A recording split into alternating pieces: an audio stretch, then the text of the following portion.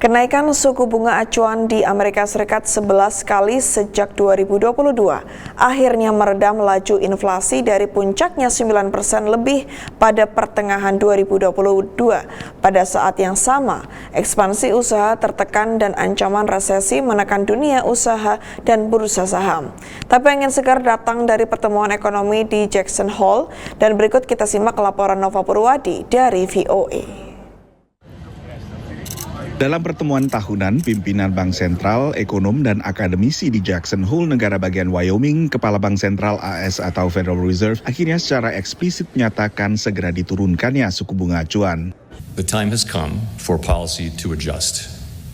The direction of travel is clear, and the timing and pace of rate cuts will depend on incoming data, the evolving outlook, and the balance of risks.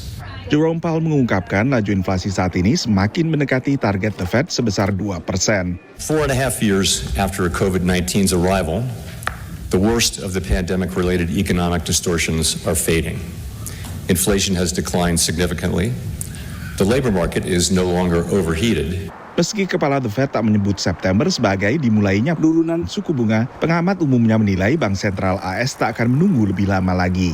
The dangers of waiting beyond September to cutting rates are primarily that these interest rates really make a significant impact on financing costs for companies and for individuals. Continuing to wait might just push us over the edge a little bit too far.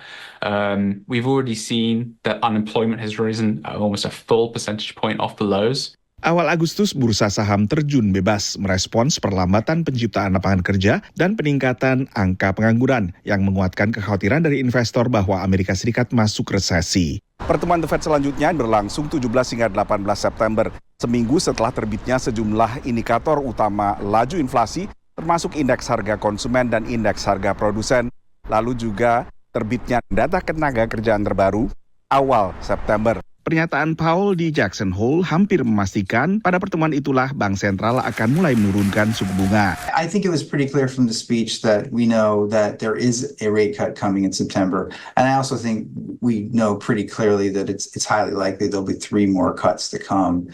Now, the data could change, obviously, between now and then. But in terms of size, I would say that it's likely it's a 25 basis point cut. There was nothing in the speech to indicate the need for panic, and I think the Fed is just going to gradually cut.